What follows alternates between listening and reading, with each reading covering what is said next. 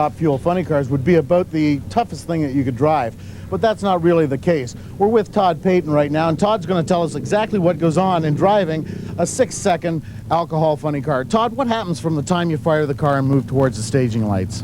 Okay, basically we're pretty busy in here. We got a lot of work to cover in about 6 seconds, so we're coming up to the starting line. What we're going to do is just slowly ease the car, make sure it's in low gear at the time.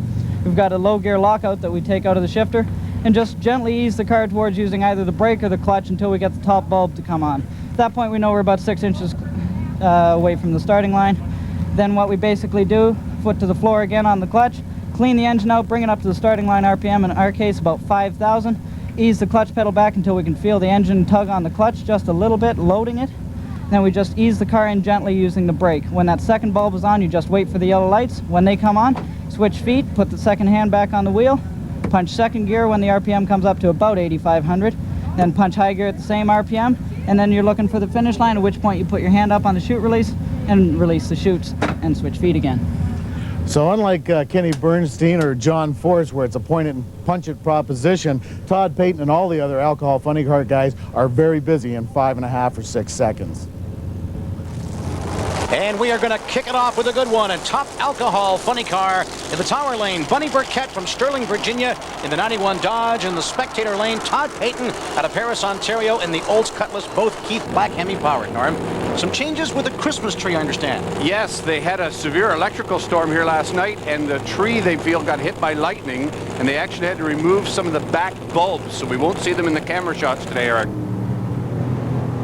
So the bulbs are on the right side. The drivers obviously need them, and a great start by Todd Payton. What a reaction, 5:03 to a 6:17. It's all over for the former IHRA champion. Notice that Todd Payton actually beat her with a slower ET, Eric. He reacted quicker to those yellow lights. Second pairing in top alcohol funny car. Jeff McCulloch out of Pickering, Ontario in his Rodec-powered machine, and Fred Mandolini in the spectator lane. He's from Schiller, Illinois in the 90 Olds. Okay, Eric, and McCulloch in the former Mandolini-owned car. He purchased this car from Fred a couple of years ago. It's undoubtedly the toughest non-Hemi on the circuit, a big block style Chevrolet. Mandolini taking advantage of improper positioning here, Norm. Both cars badly out of the groove. Mandolini, an old match racer, and he just knew how to get down this racetrack. Excellent race here, Norm. Let's look at this again on replay. Pretty even off the line. But a 100th advantage to Mandolini, and that's going to spell 200ths at the other end of the track. All right, third pairing in top alcohol funnies. Alan Kranzik out of London, Ontario in the 92 Lumina, and Joe Camella out of Parma, Ohio in his 91 Ford Probe. Camella coming through the #2 qualifying position. The Canadian entry got in with a 7th position, and he would be considered more of the rookie in this field, Eric. Both of these cars, Keith Black Hemi powered. Tremendous development in the alcohol cars with the 3-speed automatics and the 550 cubic inch engines, and there's about 5 manufacturers now building engines for these cars. Should be a good one. American all the way, good on the light and right through 634. He's a bit slower than the others, but he may have lifted. You can see only 214 miles per hour. He may have lifted when the car got a little bit squirrely off the line. Let's move down quickly to Paul Skoda out of Cheektowaga, New York in his 87 Camaro, and Herb Rogers, the veteran out of London, Ontario in his 92 T-Bird. Boy, and you got to give Herbie Rogers a lot of credit. He's had a fine year since switching to the Walt Austin racing engine. He qualified #1 here, and if he can just work on his reaction times, he's going to be the tough guy to beat. This should be another outstanding foray. Here we go. Oh, well, no contest as it turns out. Rogers a bit out of the groove, but the car is not under power at the finish line, Eric. He was very fortunate that he had the reaction time off that starting line. They're going to be busy in the pits. Well, Todd Payton won this one last year with a run in the teens, a good run in the teens. Todd, it was a 28 this time around. You're going to need to pick it up. Oh, we most certainly will. It went out there, it shook real bad down low, and we just got to get into bell housing, play with the new fuel system a little bit, and we'd definitely get this thing in the teens before the day's through. Concerns with the clutch? Yeah, mainly in the clutch there. It's coming up just before the shift point there, so we play with the counterweights, maybe the initial static pressures and so on. Maybe give it a little more fuel just to calm it down near the gear change. Go get them. Let's go side by side with some arithmetic here, Norm. Any times here surprise you at all? Boy, that first one in the top left corner, Bunny Burkett losing with quick ET and high speed of the meet. That's a long trip back to Sterling, Virginia. The other comment, certainly Herbie Rogers with a 695. He was very fortunate to win that round. This track seems to change from year to year, Norm. It looks like the spectator lane is the fast way down here. Seems to be a bit smoother. And now we're going to get into the lane choice calls, and it'll be Mandolini and Payton with lane choice. You can be assured they'll take the left lane. That's going to worry Herbie Rogers. All righty, so we move into round two. Joe Camella out of Parma, Ohio in the Ford Probe, and Fred Mandolini out of Schiller, Illinois in the Oldsmobile. No surprise here who took the left lane, and I can't tell you exactly why, Eric. I think it may just be a small bump problem, and they're trying to avoid the bump. Some of the cars getting just a little bit wobbly off the start here. You could be right. When you've got 2,000 horsepower at the tip of your toe, you can't have any kind of lane problem. These are gorgeous, mean alcohol-burning machines.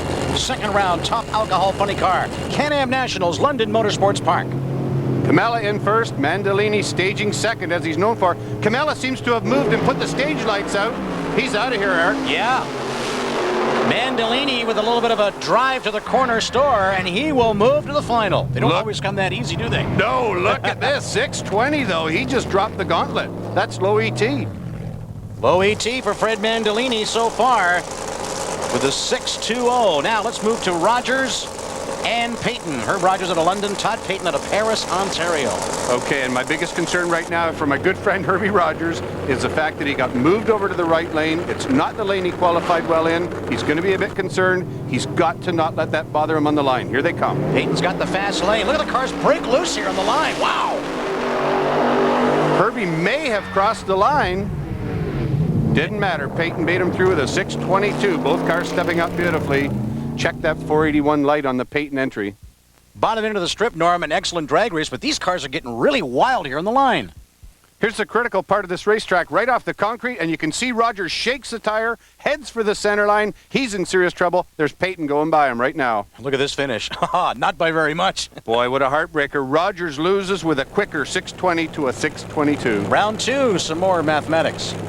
There's the math that matters. 620 flat for Mandolini. Payton with a 622 with a 9. Mandolini will now have the lane choice.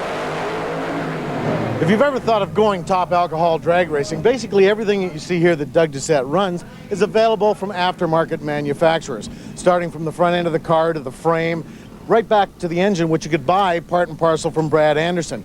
But Doug Doucette has chosen to walk to the beat of a different drummer. He built his own twin magneto drive, is experimenting with a sheet metal, almost a pro stock style sheet metal intake manifold, and of course his own fuel injector. Now the question is, are these cars safe when they're home built? You betcha they are.